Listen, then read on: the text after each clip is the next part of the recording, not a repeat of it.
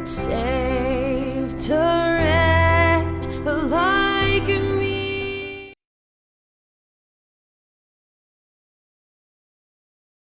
Goeiedag, ons kyk weer na die evangelie, die goeie nuus van Jesus Christus. Dit wat Jesus Christus kom doen het, bykans 2000 jaar terug, toe hy elke mens ingesluit het in sy dood, en elke mens ingesluit het in sy opstanding.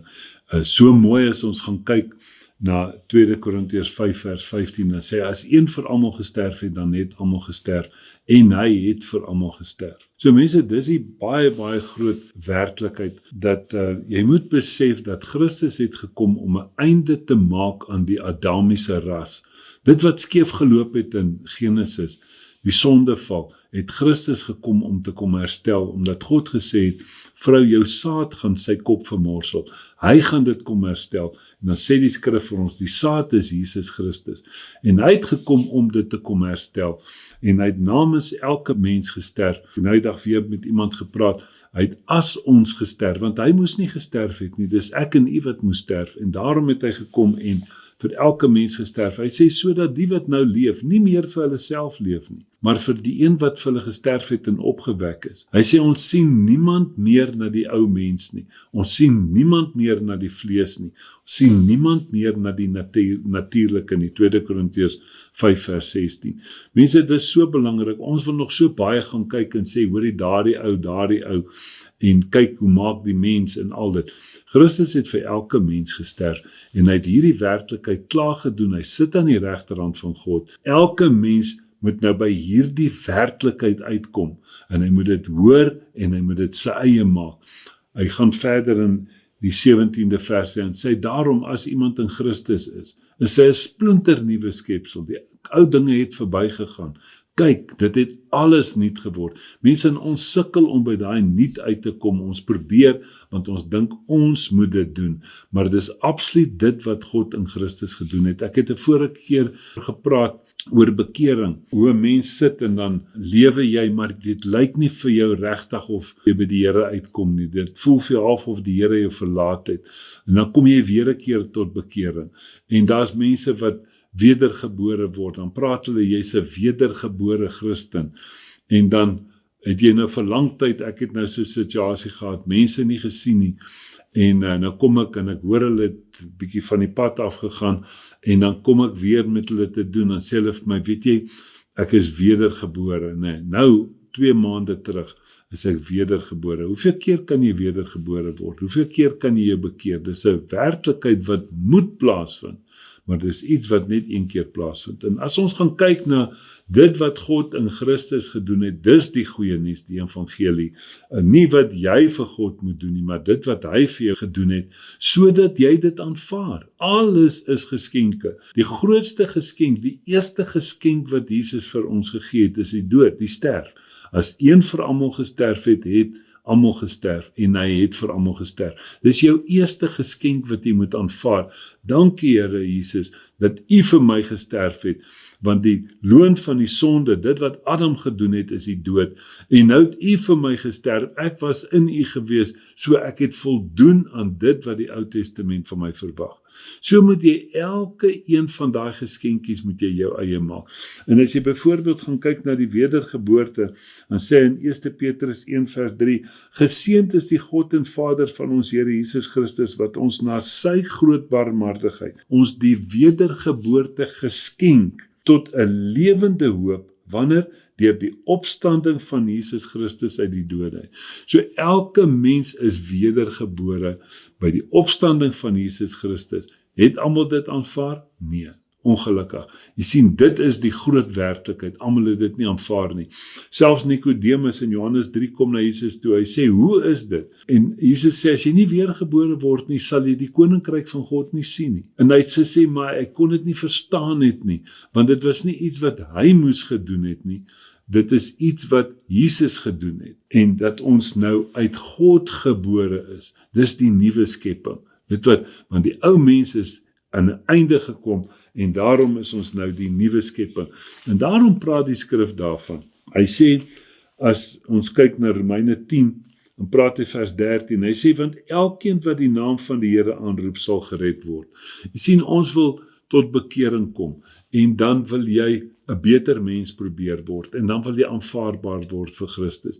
Mense, nee, die skrif sê anders. Die skrif sê, jy moet die woord hoor. Efesiërs 1 vers 13, hy sê, toe jy die woord van die waarheid, die evangelie van jou redding gehoor het en dit geglo het, word jy verseël met die belofte van die Heilige Gees. So jy moet eers die woord hoor en die woord sal jou in 'n volle werklikheid vat.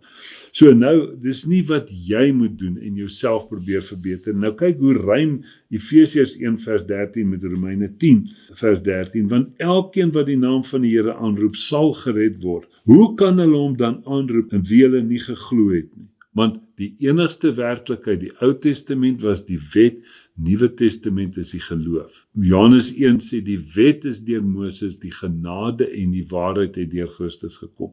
Sien mense, dis 'n die kruis was 'n waterskeiding geweest. 'n Aanroep in wie hulle nie geglo het nie. En hoe kan hulle in hom glo van wie hulle nie gehoor het nie?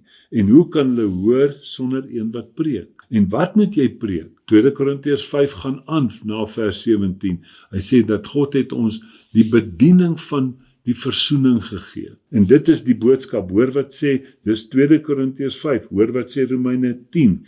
Hy sê, en hoe kan hulle preek as hulle nie gestuur word nie, soos geskrywe is, hoe lieflik is die voete van die wat die evangelie beteken goeie nuus, die goeie nuus van vrede verkondig, van die wat die evangelie, die goeie nuus van die goeie verkondig. Jy sien, dit is wat ons moet doen. Ons moet die sukses van Jesus verkondig vir die mense.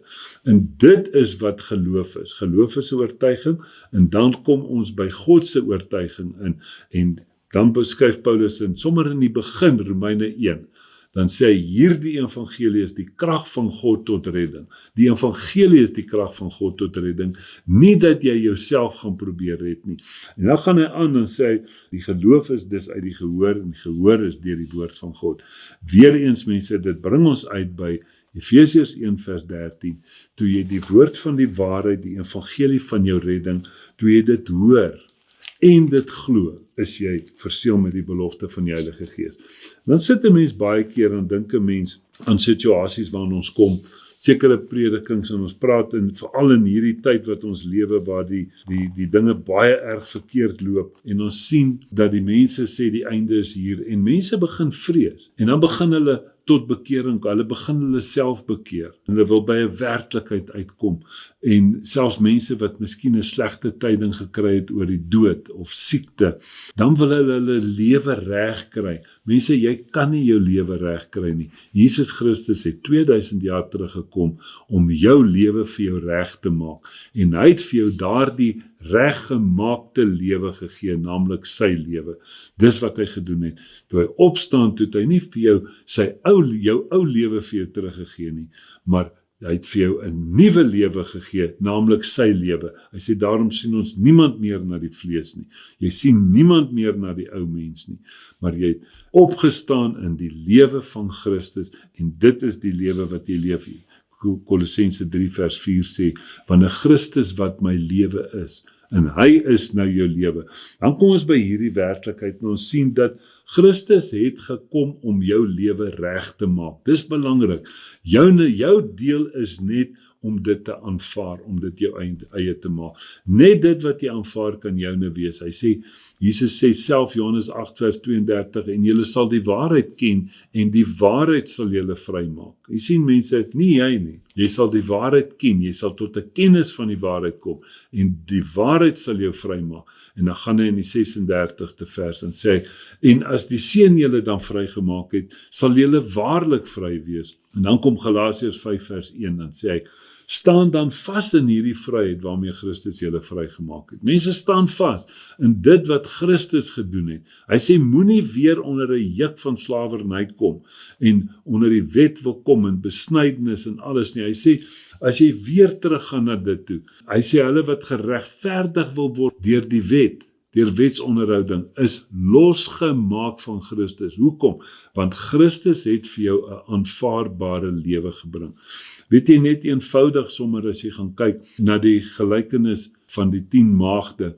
Daar's baie mooi, baie dieper werklikhede, maar die basis van dit is, 5 van hulle het die bron in hulle gehad. Jesus Christus is ons bron. En wanneer jy die bron het, is jy reg vir die bruidegom. En jy is reg vir die bruilof. En jy hoef nie te gaan en elke keer te gaan aanvul nie. Terwyl die ander 5, hulle was in godsdiens gewees. Hulle het gehoor en dan moes hulle eers weer gaan volmaak en dan het hulle lewe leeggeloop en moes hulle gaan volmaak. Met ander woorde, die werklikheid is wanneer Christus jou lewe is jy reg vir die bruidegom. En dit is daardie olie in jou lamp, is Jesus Christus wat nou my lewe is, volgens Kolossense 1 vers 26. Hoor hoe mooi sê Hebreërs 9 dit, as hy vir ons sê, wat hy praat oor die ou testamentiese mens, wat deur offerhande sy lewe moes regmaak voor God. Mense, as jy Jesus Christus aanvaar het, is jou lewe reg. En hy sê hier, dan praat hy oor die inbeweeg in die tempel in vers 8, Hebreërs 9, waarmee die Heilige Gees dit duidelik maak dat die weg na die heiligdom nog nie geopen is, solank as die eerste tabernakel nog standhou nie. Hy sê dit was net 'n beeld met die oog op die teenwoordige tyd waarin daar gawes en offers gebring word, wat hom wat die diens verrig na die gewete nie volkome kon maak nie. Daai goed kon nie dit volkome maak nie. Hoekom nie? Omdat dit net bestaan het in spys en drank en vlees, verskillende wassinge en vleeslike verordeninge wat opgelê is. Mense, al daai wassing, hoe jy probeer al die skoon maak en al daai goed. Hy sê daai goed was daar, hy sê tot op 'n tyd van herstelling. So daar het 'n herstel gekom in Jesus Christus. Dan sê hy, maar Christus wat opgetree het as hoëpriester van die toekomstige, hy sien, die kruis is 'n waterskeiding. Dit was die ou bedeling tot by die kruis en dan is dit van die kruis af verder. Filippense 1 vers 6, dit wat God in Christus begin het, sal hy vat tot aan die einde van tyd. So hier was verskillende tye sonder die wet, tyd met die wet, maar toe die tyd van genade aanbreek, dit is 'n tydperk wat gaan tot aan die einde van tyd. Hy sê, het Christus wat opgetree het as hoëpriester van die toekomstige weldade, het deur die groter en volmaakter tabernakel, wat nie met hande verrig is nie, dit wil sê wat nie aan hierdie skepping behoort nie, ook nie met die bloed van bok en kalwers nie, maar met sy eie bloed eenmaal ingegaan in die heiligdom en 'n ewige verlossing teweeggebring. Mense, 'n ewige verlossing teweeggebring. So wanneer jy daai werklikheid het jy 'n ewige verlossing. Jesus Christus, my ou lewe is afgelê, hy's gone, soos wat ek 'n ou kar verkoop het, hy's weg, ek ry nie meer met hom nie, ek diens hom nie, ek betaal niks vir hom nie, ek het 'n nuwe voertuig gekoop, ek ry nou met die nuwe voertuig. Dis die werklikheid, en Christus is daai werklikheid, daai voertuig, ook nie met die bloed van bok en kalwers nie, maar met sy eie bloed, eenmaal ingegaan in die heiligdom, en 'n ewige verlossing teweeggebring. En praat hy verder, hy sê, hoeveel te meer sal die bloed van Christus, wat homself deur die ewige Gees aan God sonder smet geoffer het, julle gewete reinig van dooie werke om die lewendige God te dien. Mense, so belangrik. Hy sê, en hy is 'n middelaar van die Nuwe Testament. So ons staan nou met 'n Nuwe Testament, want hy beskryf dit nou, ek gaan dit nie lees nie, van vers 15 tot 17, dat wanneer 'n dood plaasgevind het, dan word die testament geldig. Ons weet dit. Hy praat menslikerwys, Galasiërs 3 praat oor dieselfde. Hy sê as 'n testament, as iemand tot sterwe kom, dan word sy testament betaal uit, en dis die werklikheid daarvan.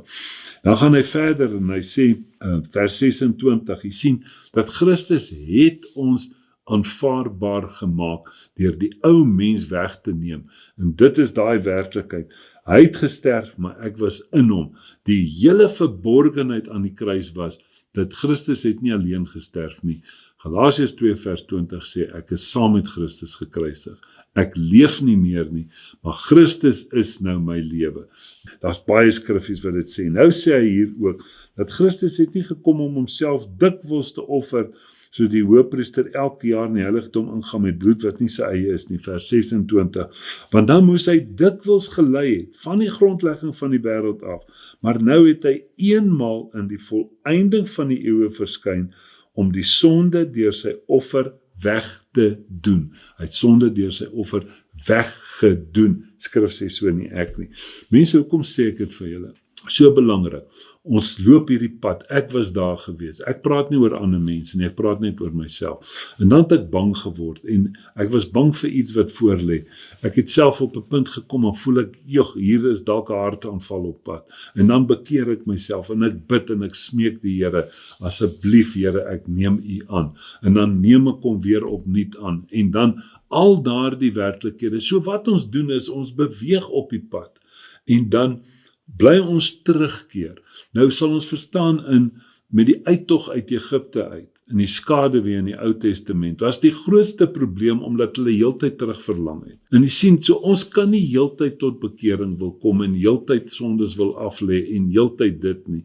Ons moet hierdie werklikheid verstaan, dat Christus het my ingesluit, ek was in sy dood ingesluit, en in sy opstanding, ek het hom aanvaar as my lewe, hy is my lewe, en dan moedig die skrif ons, ek het die vorige lering daaroor gepraat, dan moedig die skrif ons om nou aan te beweeg. Hy sê dat julle moenie nou op melk weer bly nie, julle moet by vaste spys uitkom, want dit is vir julle voordelig. Mense, absoluut hierdie groot werklikheid.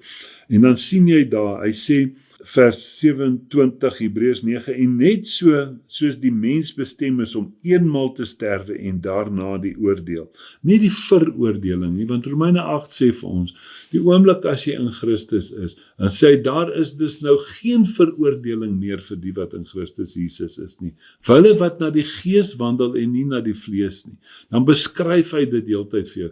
Man, mense, Jesus Christus is my lewe. Hoe kan God Christus oordeel? Jy sien, maar dan is Christus jou lewe, dis nie jy nie, dis hy. Hy sê, sterf en daarna die oordeel. So sal Christus ook, nadat hy eenmaal geoffer is, jy sien mense, 'n eenmalige werklikheid, geoffer is, om die sonde van baie weg te neem, vir 'n tweede maal, sonder sonde verskyn, aan die wat hom verwag tot saligheid. Mense, dis daai afwagting wat elke mens het, of dit dan nou, wat ook al, die mense siening is, 'n wederkoms of 'n wegraping of wat ook al, daar's soveel gestryery oor dit. Maar, en of dit jou einde is, wanneer jy pyn in jou bors kry en jy moet aangaan, moet jy een ding verseker wees, wanneer ek hierdie werklikheid van Jesus Christus aanvaar het hy gesê, hy sal ons voor God stel, sonder vlek of rimpel. Mense, dis so belangrik, dat as jy Jesus Christus het jy 'n aanvaarbare lewe. Die hele werklikheid van 1 Johannes 5 van vers 9, hoe is dit dat julle die getuienis van mense glo, maar julle glo nie wat God sê nie? Gaan hy aan, hy sê hierdie hele skrif is die getuienis wat God aangaande Jesus gegee het. Dan kom hy in vers 12 en sê, hy wat die seun het die lewe. Hy wat die seun nie het nie die lewe nie. Vers 13, 1 Johannes 5, hy sê, ek skryf hierdie ding aan julle, dat julle kan weet dat julle die ewige lewe het. En kan glo in die seun van God. Mense, jy moet dit weet, dat wanneer jy dit jou eie gemaak het, dan is jy aanvaarbaar, dan het jy die ewige lewe. Hy sê, Johannes 5 vers 24, hy sê, hy wat God glo oor die getuienis wat hy oor sy seun gegee het, kom nie in die oordeel nie, dit wat ons nou gelees het, maar hy het oorgegaan uit die dood in die lewe. Hy sê, hy het oorgegaan uit die dood in die lewe. Dit is by die aanvaarding van Jesus Christus. So wat nou kom, die teksie, wil ek dit noem in alle respek, wat jou van hierdie kant na die volgende werklikheid toe vat, het sy dit die dood, of wat ook al jou siening is. Moenie 'n gestryery wees nie. In jou gees is jy reeds in die ewige lewe. Die skrif sê dit vir ons op 'n hele paar plekke. Hy gaan verder, hy sê, dat deur een offer het hy ons geheilig. En dan gaan hy verder, kyk mooi, by die aanvaarding van Jesus, hy sê, vers 19, terwyl ons dan broeders, vrymoedigheid het, nou, nie eendag nie, nou, om in die heiligdom in te gaan, deur die offer van Jesus, op 'n nuwe en lewende weg, wat hy vir ons ingewy het, deur die voorhangsel heen, dit is sy vlees. Mense, dis nie iets wat eendag gaan gebeur nie, dis vir jou nou. Dat jy in hierdie werklikheid, waar die priester elke jaar moes offer, in die allerheiligste waar net hy toegelaat is, het die gordyn geskeur van bo na onder, 'n aksie van God, nie my aksie nie, dan moes dit van onder na bo geskeur het. Maar dis absoluut dit wat God gedoen het vir ons, en dit bly ons werklikheid, mense, dat ons moenie soos golwe wees wat heen en weer geslinger word nie. Ek wil vir ons afsluit met hierdie gedeeltetjie van 2 Timoteus 3 vers 14, dan praat hy oor die moeilike tye hierdie. Hy sê, maak nie saak watter vervolging ons gekry het nie, die Here het my uit almal verlos. Vers 14, hy sê, maar jy, bly jy in dit wat jy geleer het en waarvan jy verseker is, omdat jy weet van wie jy dit geleer het, en dat jy van kleins af die heilige skrifte ken wat jou wys kan maak tot saligheid deur die geloof in Jesus Christus. Mense, absoluut net daai een werklikheid, die geloof in Jesus Christus. Dit is absoluut dit. Hy sê, die hele skrif is deur God ingegee en is nuttig tot lering, tot weerlegging, tot teregwysing, tot onderwysing in die geregtigheid. So belangrik, as ek al hierdie goed hoor, en wat mense sê, en as ek teenstand van mense kry, dan maak ek my testament oop, want ek het nou 'n nuwe testament, ons is bedienaars van 'n nuwe testament, sê 2 Korintiërs 3. Ek bly net by daai werklikheid, hy sê, sodat die mens van God volkome kan wees, vir elke goeie werk, volkome toegerus, maar dan bly jy by jou werklikheid, wat God vir jou gegee het. Mense, dit is so belangrik, dat ons het oorgegaan van die ou sonde bewustheid na 'n Christelike bewustheid. En dan begin hy Romeine 1, en hy sluit Romeine 16 af. Dit gaan alles net oor geloof. Dan sê hy dat ons nou gehoorsaam moet raak aan geloof. Maar as ons elke keer wil teruggaan, het ons dit nou, of moet ons weer bekeer, of moet ons weer wedergebore word, of moet ek weer die Heilige Gees kry, of moet die Heilige Gees op my... Mense, daai werklikheid, Efesiërs 1 vers 13, toe julle die woord van die waarheid, die evangelie van julle redding, gehoor het, en dit jou eie gemaak het, geglo het, word jy verseël met die belofte van die Heilige Gees. Goeie nuus van Jesus Christus. Amen.